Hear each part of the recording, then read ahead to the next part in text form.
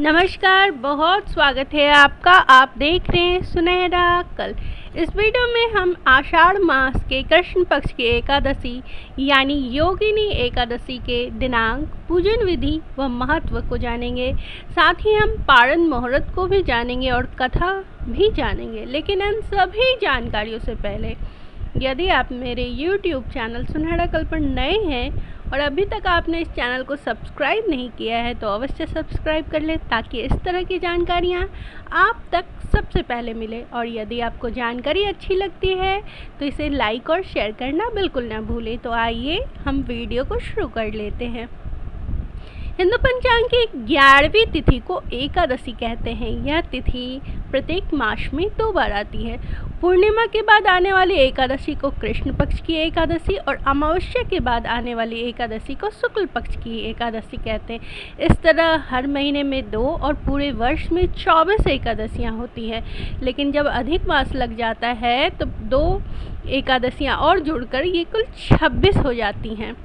आषाढ़ मास के कृष्ण पक्ष की एकादशी तिथि को योगिनी एकादशी कहा जाता है। इस दिन जगत के पालनहार भगवान विष्णु जी का आशीर्वाद पाने के लिए इस व्रत को रखा जाता है। पुराणों के अनुसार जो भी व्यक्ति एकादशी का व्रत करता है उसके जीवन में कभी भी किसी भी तरह का संकट नहीं रहता। जीवन में धन समृद्धि, सुख समृद्धि बनी रहती है। इस दिन भगवान विष्णु और माता लक्ष्मी की पूजा होती है। एकादशी का व्रत करने से समस्त पापों का नाश होता है, सर्व कार्य सिद्ध होता है, मनोरथ पूर्ण होता है, धन सुख और समृद्धि आती है। योगिनी एकादशी का व्रत करने से समस्त पाप नष्ट हो जाता है। इस व्रत के प्रभाव से किसी के दिए हुए श्राप का भी निवारण हो जाता है। यह एकादशी देह के समस्त आदि व्याधियों को नष्ट कर सुंदर रूप, गुण और यश देने वाली होती है।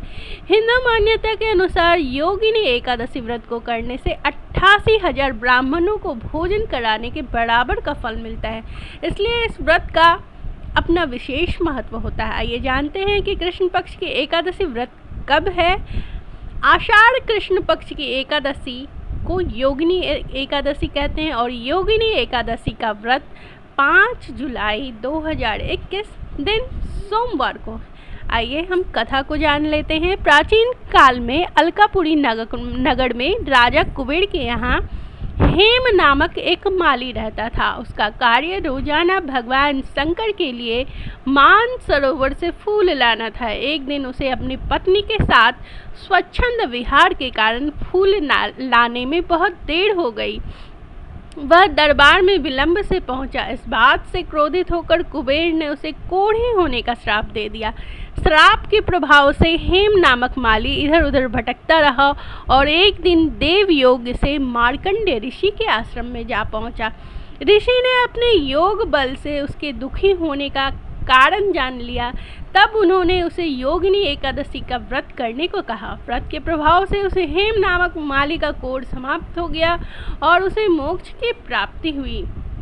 योगिनी एकादशी के दिन पीपल के पेड़ की पूजा करने से पाप नष्ट हो जाते हैं और मनुष्य को मोक्ष की प्राप्ति होती है। आइए अब हम पूजन विधि को जान लेते हैं कि किस प्रकार पूजन विधि करना है। व्रती को एकादशी के दिन स्नानादि से निवृत्त होकर पीले रंग के वस्त्र धारण करने चाहिए, क्योंकि भगवान विष्णु को पीले रंग के वस्त्र अति प्रिय हैं।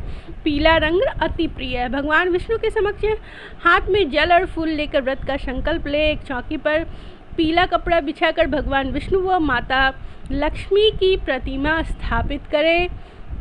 तत्पश्चात भगवान विष्णु माता लक्ष्मी की पूजा विधिवत करें। फल फूल नैवेद्य, जनेऊ, पान सुपारी, लौंग, इलायची आदि अर्पित करें। देसी घी का दीपक जलाएं, धूप दिखाएं। ओम नमो भगवते वासुदेवाय मंत्र का जाप करें।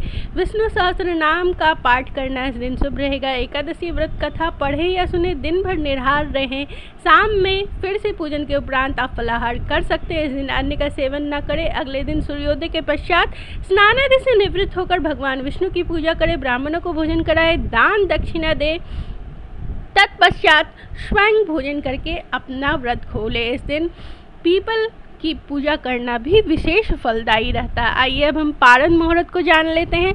पारण का मुहूर्त 6 जून को सुबह 5:29 से सुबह 8:16 तक रहेगा। इसी बीच आपको पारण कर लेना है। तो आज की जानकारी इतनी ही दोस्तों, धन्यवाद।